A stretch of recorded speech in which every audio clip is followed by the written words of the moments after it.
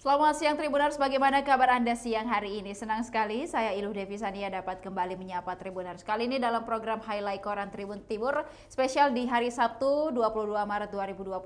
Beragam berita menarik tersaji untuk Anda dalam koran hari ini dan beberapa halaman diantaranya akan kami highlight dalam tayangan berikut ini. Tribuners, kita awali dengan halaman utama Koran Tribun Timur dengan headline berita Bupati Jeneponto ngamuk di jalan. Usai dilantik di kantor Gubernur Sulsel, dihadang warga dalam perjalanan pulang ke Jeneponto.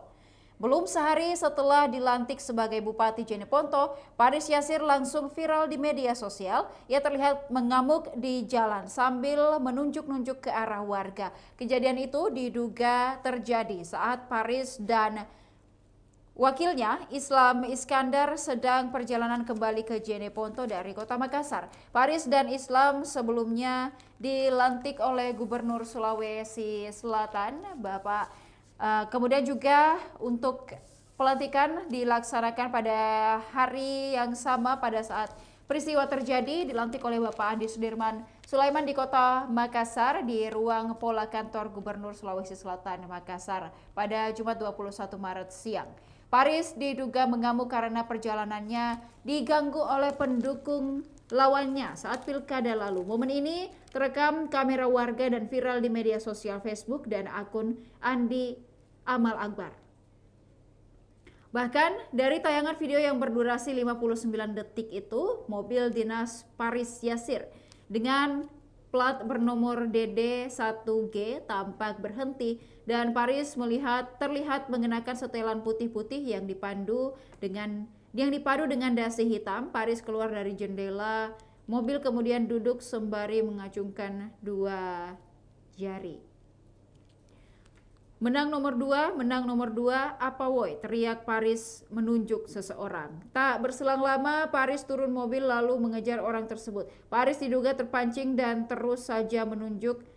Dan kejadian ini tidak berlangsung lama setelah pria berbadan tinggi tegap datang menenangkan Paris. Orang itu adalah ajudan Paris yang ikut dalam satu mobil Paris Yasir yang dihubungi melalui pesan WhatsApp belum memberikan keterangannya kepada Tribun Timur. Kemudian Tribuners, selain berita terkait Bupati Jeneponto ngamuk di jalan, juga di halaman utama terdapat berita terkait Feni Palopo dibunuh teman nongkrong ayahnya. Teka-teki terkait pembunuhan Feni Ere akhirnya terkuak. Misteri kematiannya wanita berusia 28 tahun ini perlahan mulai terungkap. Warga Mungkajang Palopo tersebut diduga dibunuh oleh Ahmad Yani alias Amma, 38 tahun, teman ayah korban sendiri. Hal itu terungkap setelah ayah korban, Parman, dipertemukan dengan pelaku di markas Polres Palopo pada Jumat 20 Maret 2025. Pelaku diamankan di daerah Bone-Bone, Kabupaten Luwu Utara, ujar Kanit Resmo Polda Sulsel, Kompol Beni Pornika kepada wartawan pada Jumat 21 Maret 2025. Kasus kematian Feni Palopo masih menjadi pertanyaan besar. Hal itu dikarenakan kerangka mayat Feni Palopo yang ditemukan setahun setelah dinyatakan hilang. Dan polisi kemudian memeriksa puluhan saksi untuk mengungkap kasus ini, termasuk kekasih Feni Palopo. Masyarakat kemudian dihebohkan dengan penangkapan seorang pria berinisial A yang diduga terlibat dalam kasus pembunuhan Feni. Ayah korban, Parman, mengaku mengenal pria yang telah diamankan polisi tersebut. Terduga pelaku ini adalah kepala tukang yang kerja kanopi di rumah ini, kata Parman saat ditemui di kediamannya di Jalan Pongsimpin, Kelurahan Mungkajang, Kecamatan Mungkajang, Palopo pada Kamis malam. Terduga pelaku diketahui mengerjakan kanopi rumah yang dihuni oleh Feni Ere pada November 2023. Sekira 2 bulan setelah mengerjakan kanopi tersebut, Feni dikabarkan hilang. Parman mengaku sering nongkrong bersama dengan pelaku sebelum Feni Ere dinyatakan menghilang. Dan terkait kronologi, Feni terakhir berkomunikasi dengan ayahnya pada 24 Januari 2024 melalui telepon, dan Feni menginformasikan dirinya berada di Palopo dan berencana pulang ke Malili, Luwu Timur. Kemudian pada 26 Januari, Parman mendapat kabar Feni tidak masuk kerja selama 3 hari. Parman dan istrinya mencari Feni di rumahnya di Palopo. Di rumah mereka menemukan celana putih, sepatu, kemudian juga pecahan lampu hias, berlumuran darah. Parman dan istri melaporkan kejadian itu ke Polres Palopo. Kemudian pada 27 Mei 2024, akun WhatsApp milik Feni sempat online sebelum akhirnya keluar dari grup WhatsApp keluarga, namun ketika dihubungi nomor handphone tersebut sudah tidak aktif lagi. Pada Juli 2024, mobil Honda Brio milik Feni ditemukan di daerah Antang, Kota Makassar. 10 Februari 2025, kerangka manusia yang diduga merupakan jenazah dari Feni ditemukan di dalam hutan di daerah Kaliakan, Jalan Poros, Palopo menuju Toraja.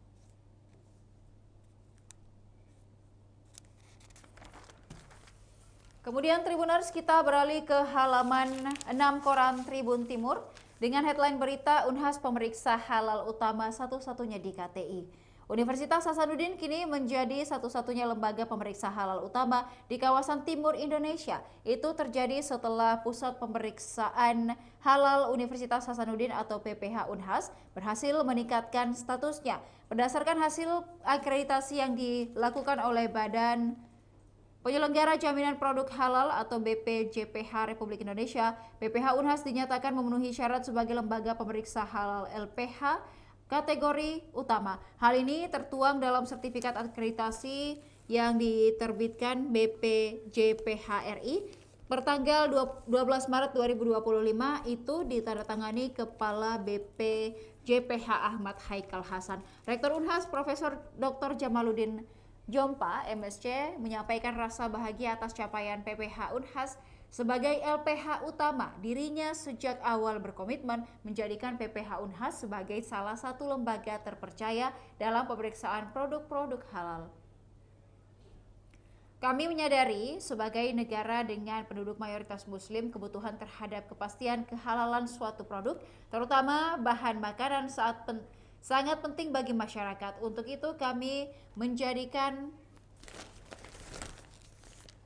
PPH Unhas sebagai bentuk kontribusi perguruan tinggi yang nyata. Sebelumnya, PPH Unhas hanya memiliki wilayah kerja memeriksa produk halal di wilayah Provinsi Sulawesi Selatan. Selain itu, hanya dapat memeriksa produk-produk yang dihasilkan oleh pelaku usaha mikro dan kecil. Dengan status sebagai LPH utama, PPH Unhas kini memiliki wilayah kerja nasional dan internasional, serta dapat memeriksa produk yang dihasilkan oleh pelaku usaha mikro, kecil, menengah, dan besar. Jelas Kepala Bidang Hubungan Masyarakat Kantor Sekretariat Rektor Unhas, Ishak Rahman.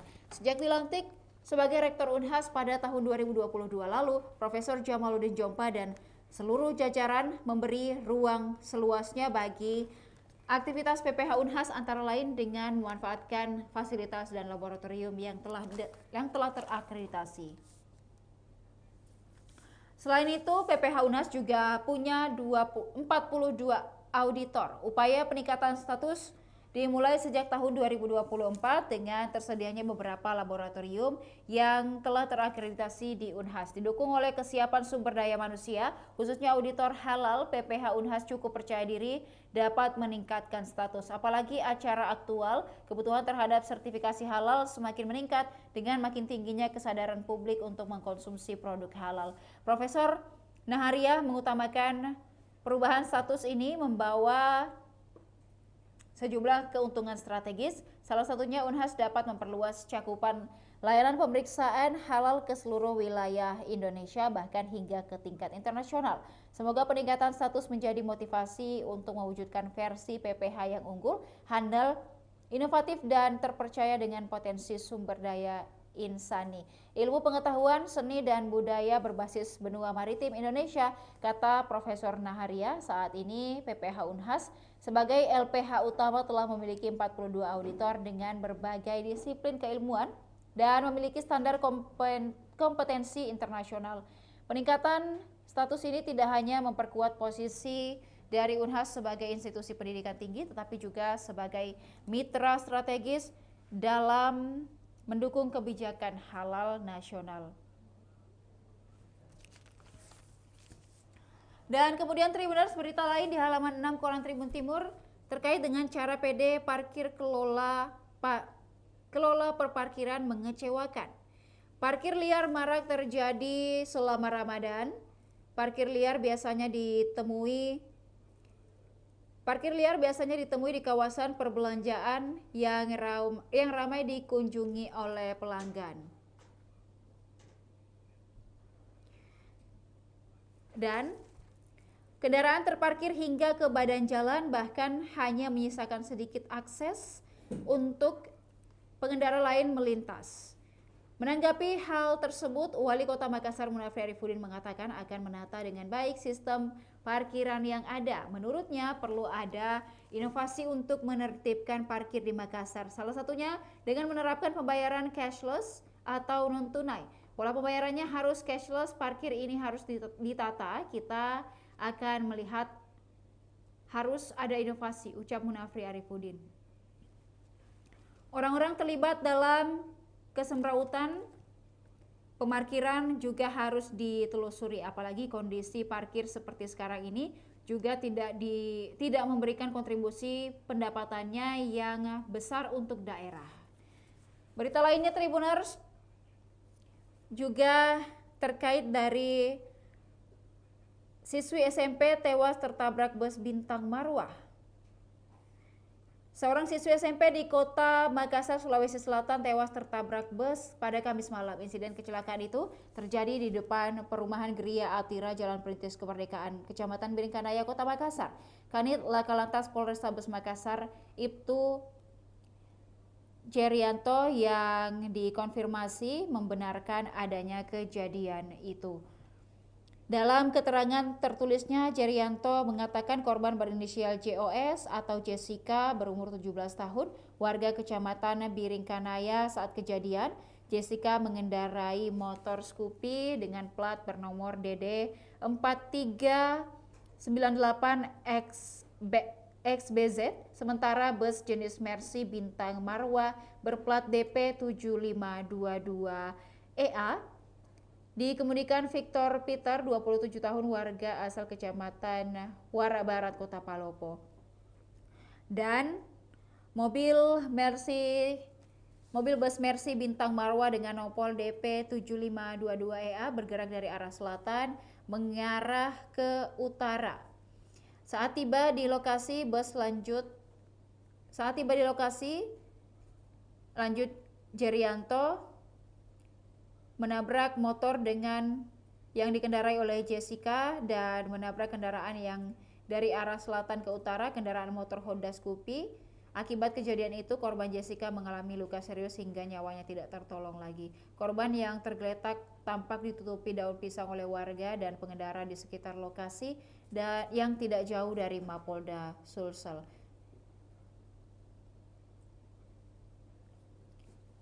Kemudian Tribuners, berita lain yang ada di halaman 6 koran Tribun Timur terkait penerbangan Makassar Selayar sudah dibuka.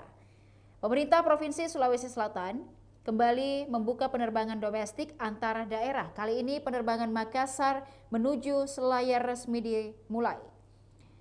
Penerbangan Makassar Selayar menggunakan pesawat ATR 72 dengan jadwal penerbangan setiap hari Selasa, Kamis, dan Sabtu. Andi Sudirman Sulaiman mengungkapkan fokus berikutnya adalah mengaktifkan kembali Bandara Arum Palaka di Bone. Menurutnya minat untuk penerbangan Bone Kendari, Sulawesi Tenggara sangat tinggi, bahkan transportasi laut Bone Kendari selalu penuh. Pembukaan rute ini tengah dipertimbangkan, namun di sisi lain peminat untuk rute Makassar Bone masih minim, termasuk nanti Bone ke Kendari. Banyak yang meminta Bone Kendari sekarang angkutan feri penuh jadi tidak dapat tumpangan, kata Andi Sudirman. Kemudian Tribuners terkait dengan penerbangan langsung dari daerah ke Manado, Sulawesi Utara. Selain itu kita juga mengusung Bandung Selayar, kita usulkan juga Toraja Manado.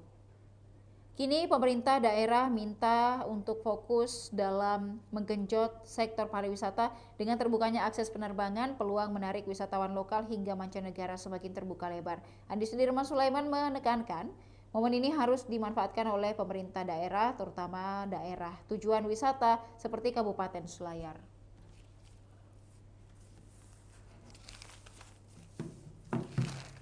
Dan kemudian Tribuners beralih ke halaman 8 koran Tribun Timur di gebrakan sang pemimpin 2025, mantan caleg jadi staf ahli. 30 orang direkrut jadi staf ahli DPRD Sulsel. Gagal duduk di kursi parlemen tak membuat para mantan calon legislatif DPRD Sulawesi Selatan pulang kampung. Sebagian dari mereka justru balik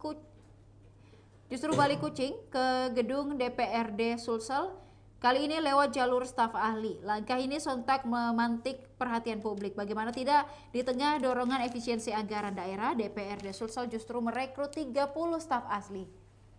Dari total 30 staf ahli, ada di antaranya merupakan mantan calon legislatif DPRD Sulsel pemilu 2024 dan politisi partai politik. Sekretaris DPRD Sulsel M. Jabir membenarkan adanya pengangkatan 30 staf ahli tersebut. Kemudian, ia menegaskan pengangkatan staf ahli sudah sesuai dengan regulasi dan dibutuhkan untuk menunjang kinerja alat kelengkapan dewan.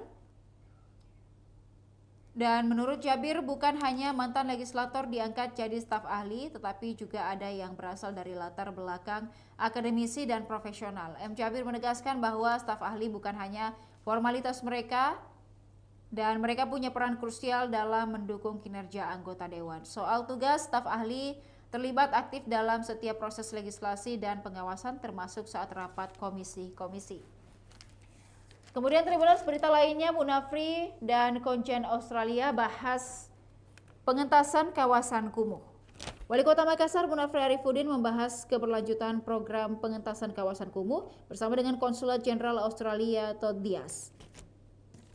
Konjen Australia Todd Dias datang ke Balai Kota Makassar Jalan Ahmad Yani bersama dengan tim dari Monash University pada Jumat 21 Maret 2025. Kedatangan Todd Dias dan rombongan untuk membahas kerjasama yang telah terjalin antara pemerintah Kota Makassar dan Australia, termasuk dengan program RISE atau Revitalizing Informal Settlement and Their Environment. Program Co-Director RISE Diego Ramizes menjelaskan bahwa program ini berjalan sejak tahun 2017 lalu. Program RISE bertujuan untuk meningkatkan kualitas lingkungan di pemukiman kumuh dengan pendekatan berbasis ketahanan air dan solusi berbasis alam. Kolaborasi dengan masyarakat lokal menjadi aspek utama dalam penerapan program ini melalui keterlibatan berbagai pihak termasuk dengan pemerintah dan masyarakat. RISE merancang solusi yang spesifik sesuai dengan kebutuhan setiap lokasi. Kemudian Tribuners, berita lain yang ada di halaman 8 terkait dengan hanya ada satu kali debat di PSU Pilwali Palopo. Komisi Pemilihan Umum KPU Sulawesi Selatan memastikan hanya ada satu kali debat di pemungutan suara ulang atau PSU Palopo. Hal ini diungkapkan oleh Komisioner KPU Sulsel Ahmad Adi Wijaya saat dihubungi pada Kamis 20 Maret 2025. Ia mengatakan jika debat tersebut wajib dilaksanakan berdasarkan surat dan keputusan Mahkamah Konstitusi. Debat nanti berdasarkan surat dinas dan memang diwajibkan untuk dilaksanakan satu kali. Pelaksanaan debat merupakan bagian dari implementasi keputusan Mahkamah Konstitusi yang mempertimbangkan hukum terhadap pemerintah. Dalam putusannya, Mahkamah Konstitusi mengamanatkan agar termohon yaitu pasangan calon yang terlibat dalam PSU diberikan kesempatan untuk memperkenalkan diri kepada publik melalui kampanye.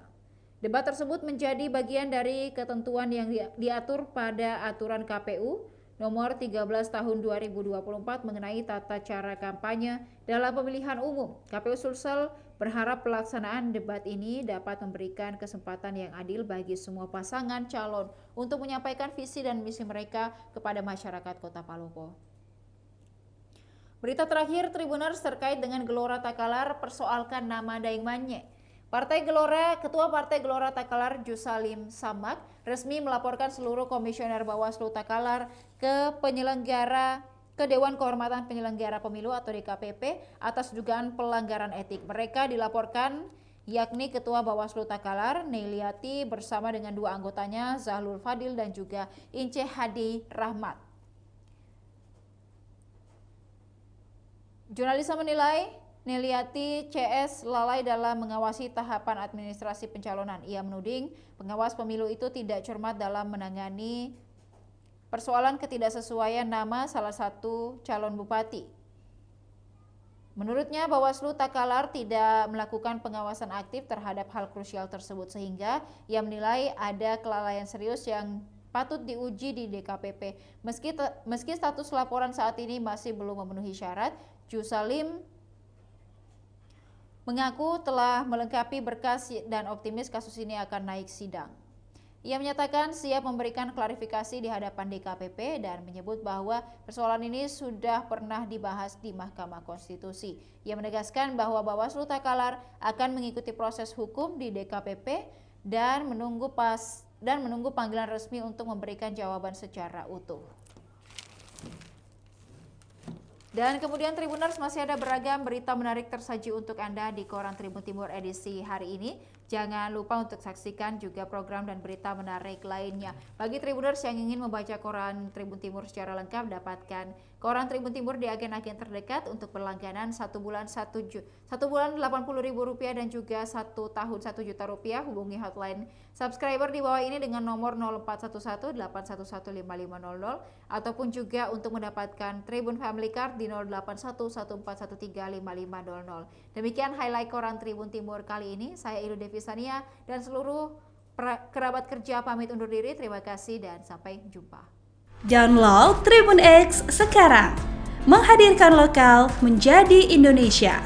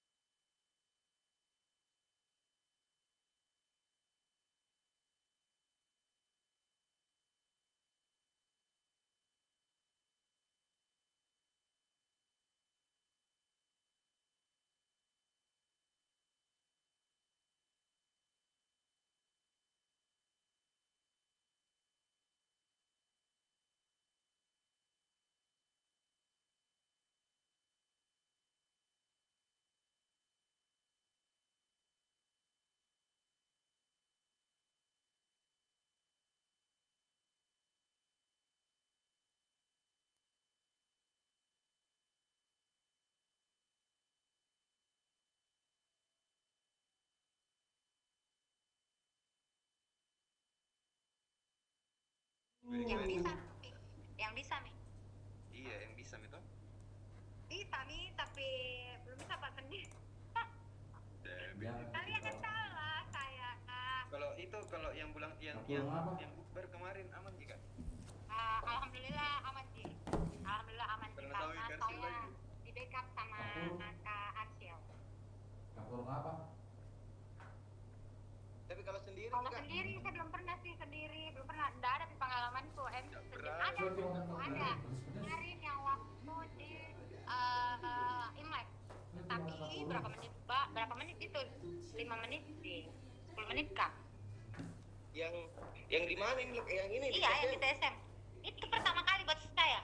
Ada Gika? Karsin menelpon. Halo Karsin. Sangat tidak bisa Kak bergabung. Kemana Ki?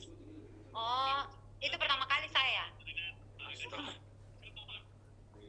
Saya host kayaknya karena saya tadi orang minta di saya. Oh ada pendek apa izin masuk sama kita. Udah kuliah Ki. Oke guys ya, so sorry ternyata HP provider internetnya lowbat tanpa sepengetahuan kok. Oke, kita lanjut lah.